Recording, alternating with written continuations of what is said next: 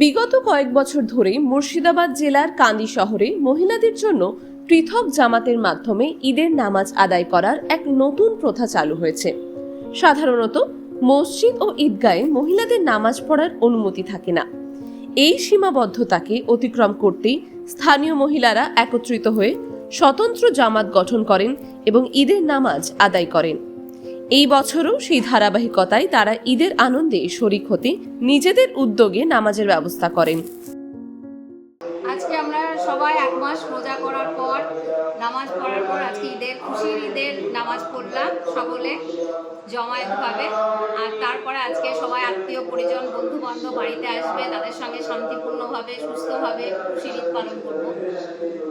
আচ্ছা, মহিলা নামাজ যেটা পড়া হলো আপনার বাড়িতে, সেই ব্যাপারে কি বলবেন?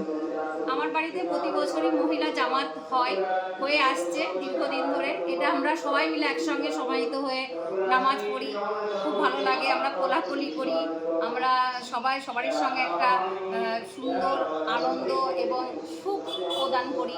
এই বর্তমান পরিস্থিতিতে মানুষের মধ্যে যে হানাহানি, যে মারামারি যে চলছে, সেইটা যেন মিটে যায়।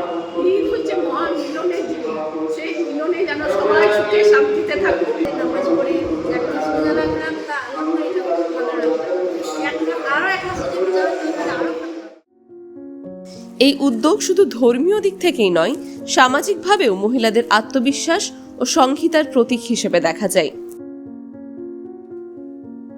টাইমস নাও খবর।